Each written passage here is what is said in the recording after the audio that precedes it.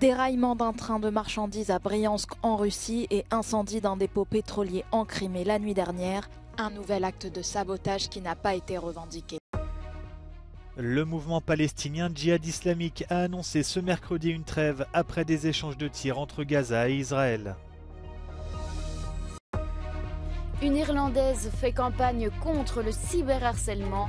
Son combat est désormais porté au niveau européen. Faute d'accord, les auteurs américains sont en grève. Ils réclament une meilleure rémunération face notamment aux géants du streaming. RSF publie son classement annuel de la liberté de la presse et pointe du doigt la désinformation. Les conditions d'exercice du journalisme seraient mauvaises dans 7 pays sur 10. Sur ces images filmées mardi soir, un train de marchandises a déraillé après la déflagration d'un engin explosif en Russie. Aucune victime n'est à déplorer selon les autorités. Dans cette zone située à seulement 2 km de la grande ville principale de 370 000 habitants, Briansk. Et c'est un nouveau déraillement d'un train dans la région après celui de lundi. Une région stratégique pour l'armée ukrainienne qui se situe toute proche de la frontière avec la Russie. Kiev maintient donc la pression alors que sa contre-offensive serait imminente. Ces 4 derniers jours, une frappe ukrainienne a fait 4 morts dans la même zone et 2 dépôts pétroliers en Crimée ont pris feu, le tout dernier dans la nuit de mardi à mercredi. Le ministre russe de la Défense a déclaré que les forces russes infligeaient de lourds coups à l'Ukraine sur toute la ligne de front, mais il a également appelé à une augmentation de la production de missiles. Des déclarations confirmant les spéculations selon lesquelles Moscou pourrait manquer de munitions. Une armée qui semble donc affaiblie, notamment après les chiffres communiqués par la Maison-Blanche faisant état de 100 000 blessés ou tués côté russe depuis décembre, des informations réfutées par le Kremlin.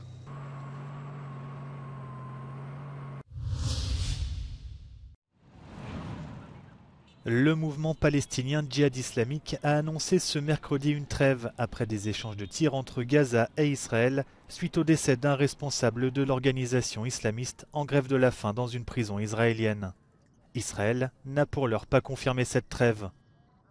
En réponse à des salves de roquettes tirées depuis l'enclave palestinienne, l'armée israélienne avait lancé dans la nuit des frappes aériennes sur Gaza, déployant également soldats et chars le long de la frontière, non loin de la ville de Sderot, où des roquettes palestiniennes ont fait quelques dégâts. Ces échanges de tirs ont fait suite à la mort de Kader Adnan, originaire de Cisjordanie occupée et emprisonné à de nombreuses reprises par Israël pour son implication dans le djihad islamique, organisation considérée comme terroriste. Depuis le début de son incarcération début février, il avait entamé une nouvelle grève de la faim. L'administration pénitentiaire affirme qu'il refusait de subir des examens médicaux et de recevoir des soins. Le Premier ministre palestinien a lui accusé Israël d'avoir assassiné Kader Adnan en rejetant ses appels à le libérer et en le gardant dans sa cellule, malgré la gravité de son état de santé.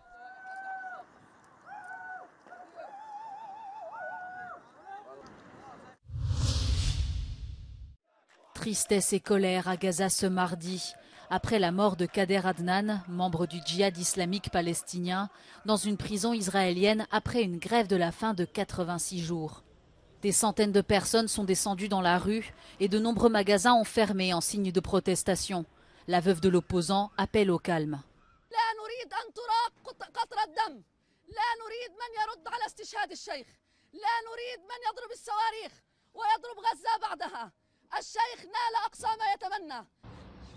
Une déclaration qui intervient quelques heures après que des militants ont tiré 3 roquettes vers Israël en représailles à la mort de Kader Adnan. Arrêté en février dernier et détenu depuis sans inculpation, l'opposant est le premier gréviste de la faim palestinien à mourir dans une prison israélienne.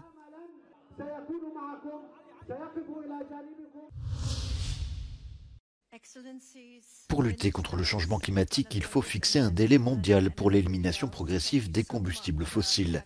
C'est l'un des principaux messages du dialogue de Petersberg sur le climat qui s'est tenu à Berlin. La ministre allemande des Affaires étrangères a également insisté sur le fait que l'objectif zéro émission nette ne peut être atteint que par la solidarité internationale. Wir haben auf der letzten Klimakonferenz erlebt, dass wir eben nicht genug erreichen konnten mit allen Staaten dieser Welt. Deswegen wollen wir hier in Berlin diejenigen zusammenbringen von Industriestaaten, von kleinen Inselstaaten, von Schwellenländern, die wirklich Hand anlegen wollen, die out of the box denken und Lösungen dafür finden wollen, wie wir dazu kommen, die Klimakrise wirklich einzudämmen. Cet événement est une étape clé des négociations avant le sommet COP28 de décembre. Dans une allocution vidéo, le secrétaire général des Nations Unies a déclaré qu'il restait encore beaucoup à faire. I count on all G20 leaders to have committed to ambitious new nationally determined contributions covering all greenhouse gases and the whole economy and indicating absolute emission cuts targets for 2035 and 2040. And I urge all parties to ensure that COP28 delivers on loss and damage funding. Nombre d'ONG s'inquiètent du fait que certains pays soutiennent l'idée de la capture du carbone afin de permettre la poursuite, voire l'expansion de l'extraction du pétrole et du gaz. Les gouvernements se sont engagés à limiter le réchauffement de la planète à 1,5 degré. La triste histoire d'une jeune fille irlandaise qui s'est suicidée pourrait quelques années plus tard être à l'origine d'une grande avancée dans la lutte contre le cyberharcèlement. Nicole Coco Fox s'est pendue à l'âge de 21 ans, après avoir été maltraitée physiquement et en ligne pendant 3 ans. Depuis lors, sa mère, Jackie, n'a cessé de faire campagne pour promouvoir une législation qui punisse le cyberharcèlement. L'Irlande a adopté en 2021 la loi dite Coco, qui prévoit jusqu'à 7 ans de prison pour toute personne qui distribue ou publie des images intimes d'une personne sans son consentement. The online abuse is so much more than the physical, much worse than the physical abuse, because once it gets inside your head, you know, your mental health is all messed up. It's so much harder to get it out of your head mentally online than physical abuse. That's from our experience. There's people in prison right now under Coco's law. There's 105 people up for prosecution, so many people under investigation. So I think it shouldn't be only in Ireland. If this law is working the way it is in Ireland, you know, why not bring it European-wide? D'autres pays comme la France ou l'Italie ont commencé à s'attaquer au cyberharcèlement, mais certains députés voudraient un cadre commun dans l'Union européenne. Some other countries have partial legislation, but what we're saying now is we need comprehensive legislation right across Europe. We need a European law, European directive to ensure that we are dealing effectively with cyberbullying, because it leads to death.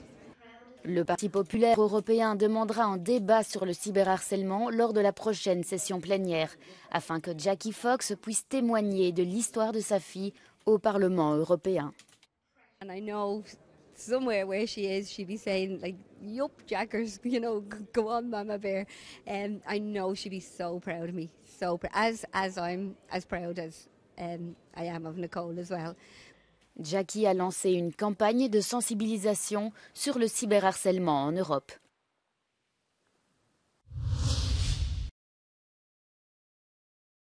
Les autorités américaines ont annoncé l'arrestation au Texas de l'homme suspecté d'avoir tué par balle 5 personnes après plusieurs jours de traque.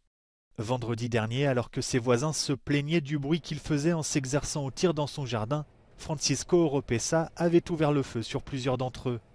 Entré de façon illégale dans le pays, l'homme avait déjà été expulsé vers le Mexique à plusieurs reprises. Ce fait divers a suscité une forte émotion aux États-Unis et au Honduras, d'où étaient originaires les victimes.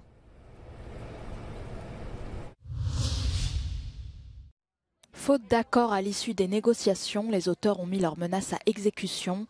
Ils sont des milliers, scénaristes du cinéma ou encore auteurs de shows télé à succès, à commencer une grève. Ils ont manifesté à Los Angeles devant les studios. Ils réclament une meilleure compensation à l'heure d'un renouveau du paysage médiatique et de la part de plus en plus importante du marché du streaming. For several years now, the writers have been making less money on what traditionally has been a long Hollywood tradition, which is called residuals, where you get a check that comes to you every single time your show airs. So if Netflix is running your show, you know, if people are streaming your show a million times on Netflix, you aren't necessarily getting compensated in the way you would have back in the good old days of 1990s broadcast television.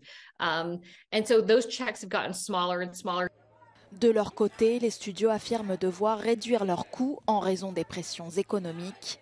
Le dernier mouvement social d'ampleur à Hollywood remonte à la grève des scénaristes qui avait paralysé l'audiovisuel américain en 2007 et 2008. Un conflit de 100 jours qui avait coûté 2 milliards de dollars au secteur.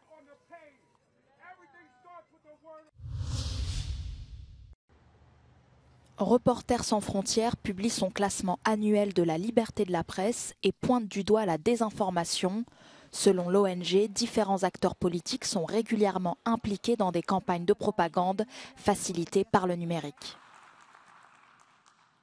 With the advent of the digital era, the entire information landscape has changed, of course.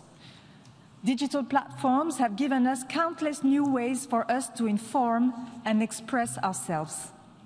But they're also providing fertile ground for those who sow disinformation and conspiracy theories.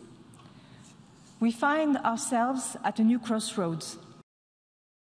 Sans surprise, la Norvège pointe en tête du classement, suivi par l'Irlande et le Danemark. La France gagne 2 places et se classe 24e. Le Brésil progresse également avec l'élection du président Lula. Le Vietnam, la Chine et la Corée du Nord sont dans les bas-fonds du classement. D'après RSF, la région Maghreb-Moyen-Orient reste la plus dangereuse pour les journalistes, à l'opposé de l'Europe où la pratique y est considérée comme la plus facile. Globalement, les conditions d'exercice du journalisme sont mauvaises dans 7 pays sur 10 selon l'ONG.